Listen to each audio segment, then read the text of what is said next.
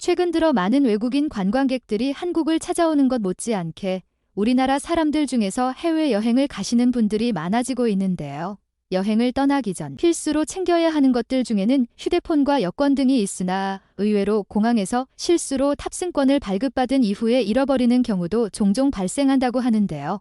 오늘 전해드릴 사연은 최근 해외 커뮤니티에 올라와 많은 외국인들 사이에서 화제가 되고 있는 내용으로 한국에 방문해 여행을 끝마치고 자신의 나라로 돌아가려는 외국인 여성이 한국 인천국제공항에서 탑승권을 발급받은 후 비행기를 타기 이전에 탑승권을 잃어버려 겪은 사연에 대한 내용입니다. 도대체 무슨 일이 있었던 것인지 지금 바로 살펴보도록 하겠습니다. 안녕하세요. 제 이름은 카린입니다. 저는 29살 스웨덴 수도 스톡홀름에서 거주하고 있는 여성인데요. 다름이 아니라 제가 최근에 겪은 한국에서의 일을 이곳 사람들에게 공유하고 아마 의외로 저처럼 어려운 상황을 겪으셨을 법한 사람들이 많을 수 있을 거라 생각되어 저처럼만 하면 한국에서는 아무 문제 없으니 참고할 수 있도록 이렇게 제가 겪은 경험을 공유하려고 합니다. 먼저 제가 한국에 가게 된 이유는 최근 이곳 스웨덴에서 폭발적으로 늘어나고 있는 한국 문화에 대한 수요 때문인데요. 저희 아버지는 스웨덴에서 로컬 스웨덴 음식을 팔고 있고 최근 반응이 좋았던 이탈리안 요리를 전문적으로 하는 식당을 하나 개업하셨습니다. 하지만 두 식당 모두 유지는 되고 있었으나 예전만큼 매출은 좋지 못했는데요. 분명 한두 명의 손님들의 반응은 좋았을지 몰라도 대중적이지는 못했기에 저희는 새로운 음식에 대한 연구를 해야만 했습니다. 그렇게 추천받은 음식은 중국 음식이었지만 튀긴 음식들이 많고 무엇보다 이미 스웨덴에는 많은 중국인들이 운영하는 중국 식당이 있어서 저희처럼 현지인들이 중국 음식을 한다고 하면 그렇게 반응이 뜨겁지 않을 것이라고 생각했습니다. 고민하던 중 제가 부모님에게 최근 오징어 게임을 비롯해 이곳 스웨덴에도 많은 한국 문화가 들어섰고 현재 SNS를 살펴보면 한국의 영향력이 정말 대단하다는 것을 느낄 수 있습니다. 제가 한국에 다녀와 한국 문화를 살펴보고 한국 음식에 대한 도전을 해보는 건 어떨까요? 라고 제안했는데요.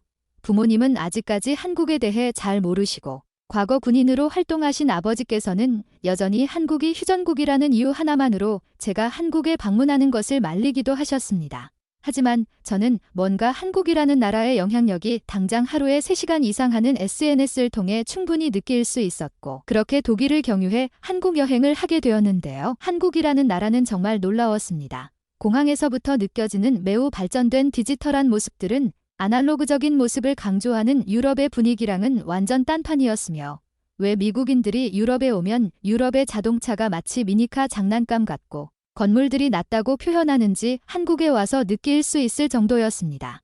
실제로 요리업에 대한 영감도 많이 떠올릴 수 있을 만큼 한국은 식당들이 정말 많았고 글로벌한 음식들을 많이 판매하고 있었는데요.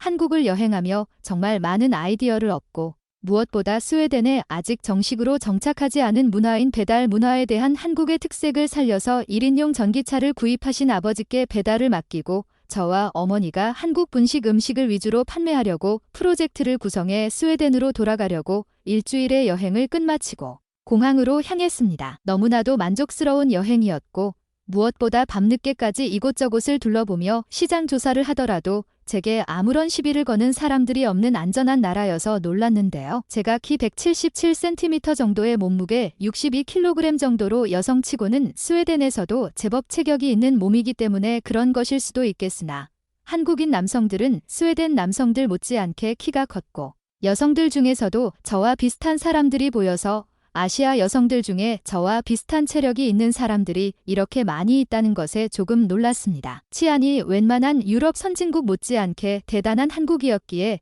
늦은 밤 택배 문화도 발달될 수 있었을 거라는 생각도 들었는데요. 최근 파리에서 음식 주문을 기다리고 공원에서 자신의 전기 자전거를 가지고 휴대폰 주문을 기다리던 사람이 시위에 휘말려 병원으로 이동했다는 소식을 듣고 나니 저는 한국의 치안이 휴전국이라는 게 믿기지 않을 정도로 대단하다고 느껴졌습니다. 하지만 제가 정말 놀란 한국의 모습은 다름이 아니라 바로 공항에서였는데요.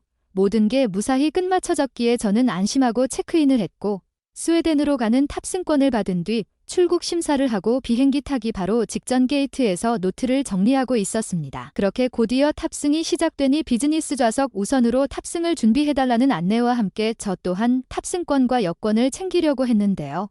탑승이 시작되지도 않았는데 한국인들은 매우 부지런히 줄을 서는 모습을 보였고 저 또한 비행기 안에 빨리 앉아서 쉬고 싶어서 줄을 선 뒤 제 차례가 와서 여권과 여권 안에 있었다고 생각한 탑승권을 제시했는데 여권에서 탑승권이 빠져 행방불명된 사실을 그때 알 수 있었습니다. 여권 속에는 수화물 확인증만 남아 있었고 저는 도대체 이게 무슨 경우인 건지 이해가 되지 않았는데요. 너무 놀란 저는 아까 SNS에 올리려고 찍어준 비행기 탑승권 사진을 보여주며 죄송합니다만 제가 탑승권을 잃어버린 것 같습니다. 이게 탑승권이고 제 좌석이 나와 있는데 사진으로는 안 될까요? 라고 물었는데요.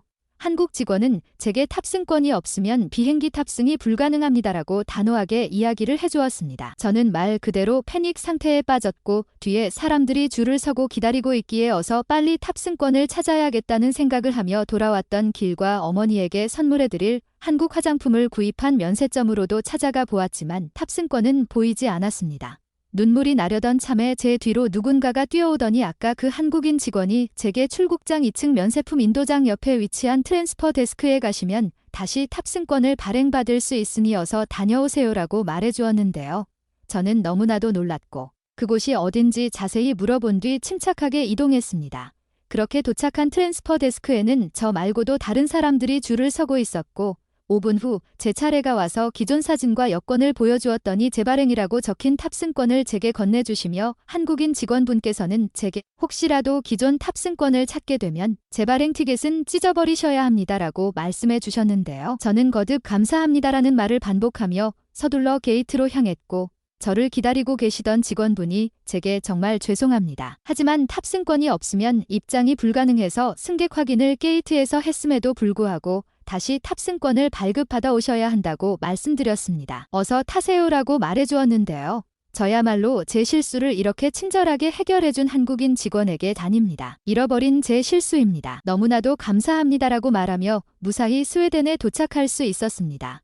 저는 이탈리아를 비롯해 나름 세계적인 선진국이라 불리는 G7 선진국가들을 많이 여행해 보았는데 유일한 G7 국가의 공통점이 있다면 바로 서비스업에 종사하는 사람들이 매우 불친절하다는 것이었으나 한국은 G7 선진국가도 아닌데 모든 사람들이 친절하고 치안 또한 우수하며 제 기준에서는 이만한 선진국도 없다는 생각이 들었는데요. 저와 비슷한 경험을 하신 분들도 분명 계실 거라 생각하고 살면서 누구나 실수할 수 있는 부분이라 생각되어 여러분들은 어떻게 생각하는지 제 사연에 대해 공유했습니다. 추가적으로 한국 분식 아이디어는 말 그대로 대박이 났고 아직도 미숙한 요리 실력을 가졌으나 최근 스웨덴으로 이민 온 한국인 가족의 도움을 받아 저희는 기존보다 더 나은 경제 활동이 가능해졌음에 한국에 대한 무한한 감사를 매일 하며 살고 있습니다. 탑승권을 잃어버렸으나 한국의 세계적인 인프라와 한국인들의 친절한 서비스로 상황을 무사히 해결했다는 카린 씨의 사연. 여러분들은 어떻게 생각하시나요? 오늘의 사연은 여기까지입니다.